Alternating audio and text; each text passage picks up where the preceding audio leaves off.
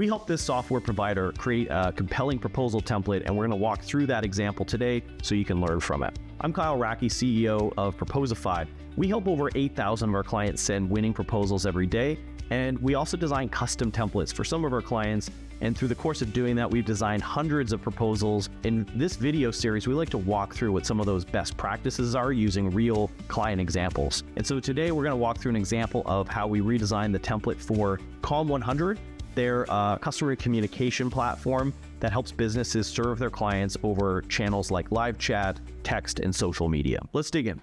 What they were sending previously was this PDF that I'm showing here on screen. It actually wasn't bad. Usually what we're used to seeing with our customers' previous templates is the typical boring Word doc. It's usually like a big contract or something. And in this case, it actually wasn't too bad. It had some design elements going on. It was breaking things up and using different layouts and using visual elements.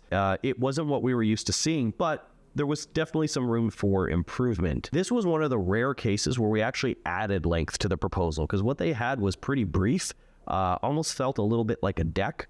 And usually we recommend about 8 to 12 sections in a proposal. That's what our data shows leads to the best results. That's what people have an attention span for in most cases. So in this case, we just wanted to actually add a little bit more detail so it wasn't just a 4 or 5 page deck. Also, from a design perspective, while there was some good things going on here, it also could use a little bit of polish. Just things like making the typography the right size, using consistent typefaces. That wasn't really happening in their old template. And so now let's look at the new template that we designed for them. This is it right here. This is the cover page. As you can see, it's really clean, really laid out. And now let's dig into some of the intro pages of the proposal template. So if we go into the introduction of the proposal, this is the page after the cover page. This is usually the best place to put this, the most personalized section in the proposal. This is your chance to address the buyer directly by name and show that you've heard them, you understand their pain, their problems. It isn't really a place to pitch yet necessarily, but one to show that, hey, in this proposal, we're going to walk through all the ways we can solve problems X, Y, and Z for you that we've heard. So in this case, the intro letter uses photos and illustrations and sidebars just to make it feel a little bit more, less like a Word document and more like almost like a brochure. Okay, so I'm going to scroll past. The About Us is there, which looks good. The team, it includes a little bit of social proof, like some awards that they've won. It includes a message from the CEO, which is kind of nice. But if we get into the recommended solution, so this is really, it's a great use of the proposal because it's a chance for the sales rep to show out of all their products and services, these are the ones that are going to help you solve your problem.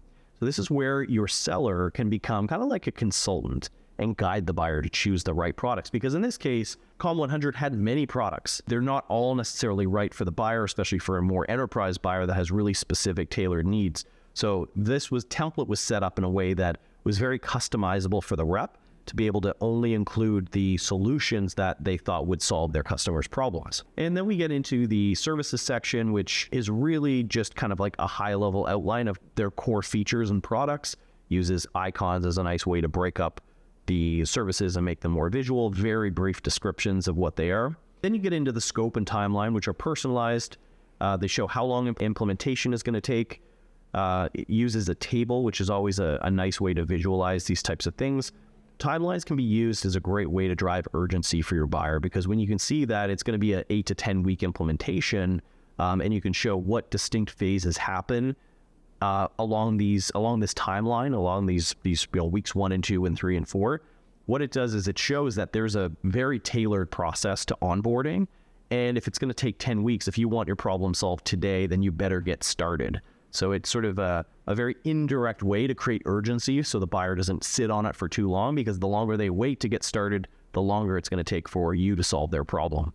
Okay, so now we get into the pricing page. We often call it the Your Investment page, so that we're framing it more as an investment and less as a cost. The investment section is very brief.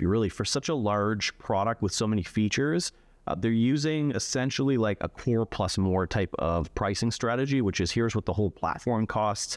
This is what's included in the core thing. And then here's there's only 2 optional add-ons in this particular case. that are just flat fees, so they're not, based on unit or quantity. So if you look at the pricing on their proposal and compare it to what's on their website actually, because it's such a big platform with so many features, it is kind of a complex pricing model. The proposal really boils it down and simplifies it. It creates a great reason for why somebody reaches out to talk to sales when they're looking at your website, because if you offer all these different products and services, they're reaching out to sales to help guide them and to really help point them in the right direction, say, what should I be buying? And so if you notice, the pricing page in their proposal is actually very simple, because at this point, the sales rep has cut out all the fluff and basically boiled down, like, here's what it's going to cost to solve your problem in only 3 line items. So it really simplifies the pricing in the proposal. So after the pricing section, there's an ROI page, which is kind of a neat thing to add, because it's essentially showing some numerical quantitative data that shows, like, here's what we expect to save you, or here's how much revenue we'll generate for you. And so this is all customizable by the rep, but it's a nice thing to include after the pricing section to show that, okay, you're investing X amount, here's what you should see on the other side of it. And then finally, we end it with a next steps page with a nice photo on it that sort of breaks it up and makes it visual. But really, the next steps page is your call to action. It's telling the buyer, here's what to do after you read this. If this looks all good, if the pricing's good, just sign here and we can get started. And so it's definitely going to speed up your time to close a lot if you include the e-signatures baked right into your proposal template. Okay, so that's the template we did for Column 100. Now I'm just going to walk through a few quick takeaways that you can include in your own proposal, which is keep it to about 7 to 10 sections.